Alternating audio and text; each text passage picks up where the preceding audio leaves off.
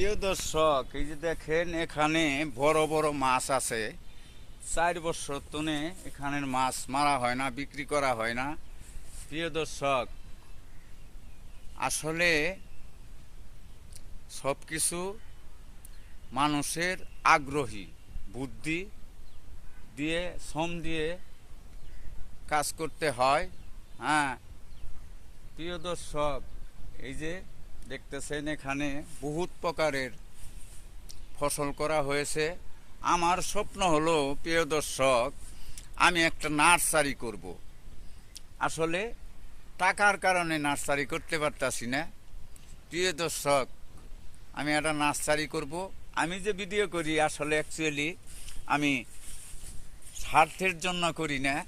আমার আশা আমি যেন সাধারণ মানুষকে ফেসবুক দিয়ে ইনকাম করে সহযোগিতা করতে পারি। এটাই আমার আশা, এটাই আমার প্রত্যাশা, এটাই আমার ভরসা। বাকিটুক আল্লাহ রহমত।